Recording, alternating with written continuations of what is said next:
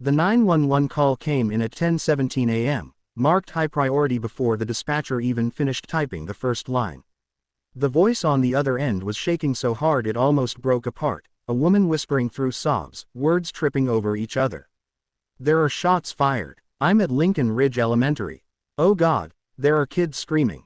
Please help us, please." The operator's fingers hovered over the keyboard, already trained by years of emergency calls, but something in the caller's voice made her chest tighten in a way that didn't feel routine. She asked the standard questions anyway, her tone calm, steady, professional. "Ma'am, can you tell me exactly where you are in the building?" The woman on the line didn't answer right away. There was a loud bang in the background, closer this time, followed by screaming so sharp it pierced straight through the headset. "I'm in the West Wing.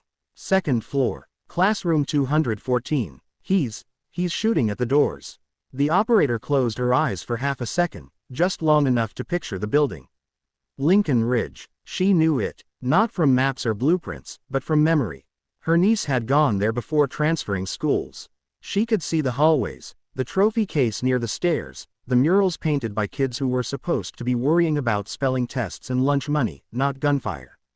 "Units are on the way," the operator said automatically, already dispatching patrol cars, ambulances, tactical teams. "Stay on the line with me. Help is coming." There was another bang, then glass shattering. The caller screamed, and then the line went quiet except for ragged breathing. "He's trying to get in," the woman whispered. "The kids are hiding. I don't know what to do." The operator's heart was pounding now, but her voice didn't change. "Lock the door if you can. Barricade it with desks. Keep everyone low and quiet." "I can hear his footsteps," the woman said. "He's laughing. Oh God, he's laughing." The operator felt something snap inside her, something that had been stretched thin for years. She glanced at the clock. She knew exactly where she was. She knew how far Lincoln Ridge Elementary was from the dispatch center. 2 minutes, maybe less, if you ran red lights and didn't slow down. She did something no training manual would ever approve of. "Ma'am," the operator said softly, "listen to me. Help is coming. I need you to stay as calm as you can." There was another shot, closer than before, and a child's scream cut off abruptly. The operator swallowed hard. "I'm 2 minutes away," she said. There was a pause on the line. "What?" the woman asked. "I'm 2 minutes away," the operator repeated, her voice low and certain.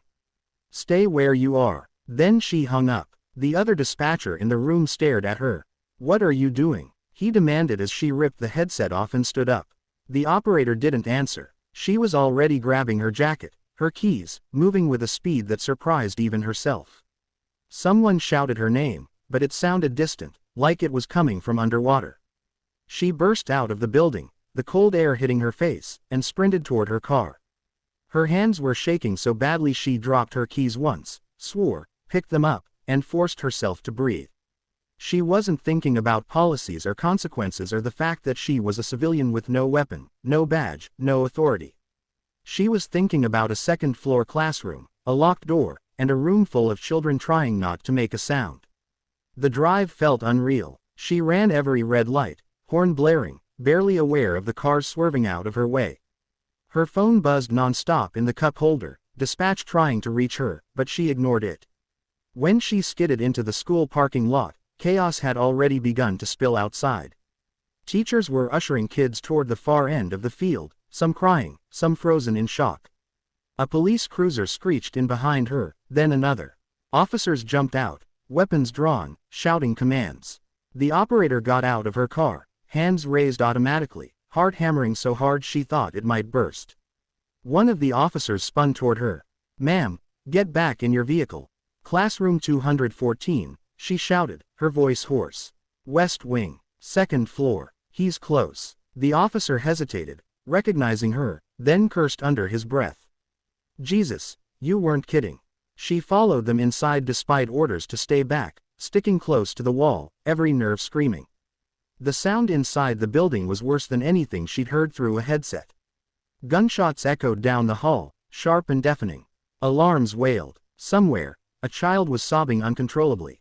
They took the stairs 2 at a time. On the second floor, a door at the end of the hall was riddled with bullet holes. Splintered wood and shattered glass littered the floor.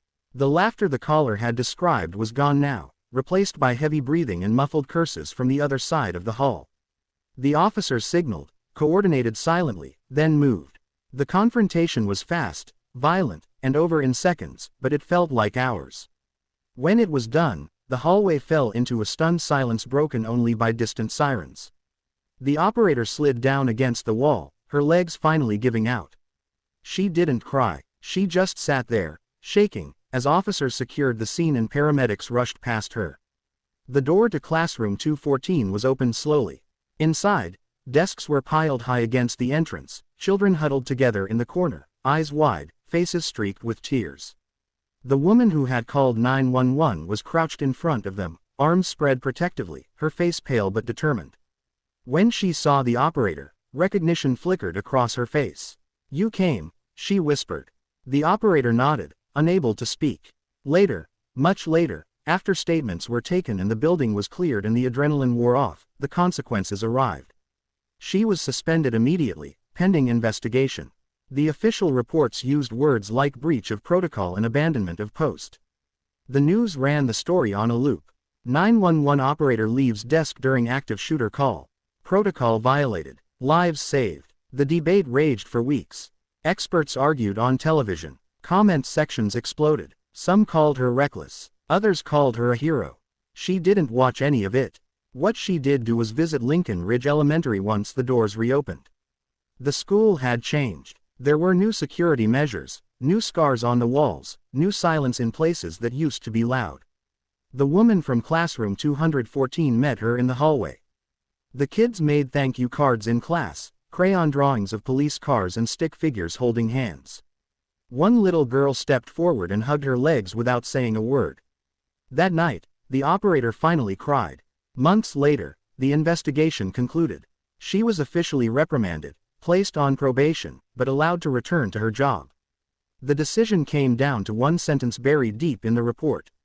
While actions were outside standard operating procedures, the operator's immediate response contributed to the preservation of life. She put the letter in a drawer and went back to work. The headset felt heavier now. Every call carried more weight.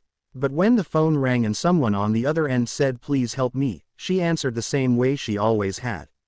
Calm, steady, human. And sometimes, when things were quiet, she thought about that moment, about the words she had said without thinking, the words that changed everything. "I'm 2 minutes away." If stories like this move you, if you believe in powerful, emotional, realistic storytelling that highlights courage in unexpected places, don't forget to subscribe to the channel Her Stories World. Your support helps bring more meaningful stories to life, stories that remind us how ordinary people can make extraordinary choices when it matters most.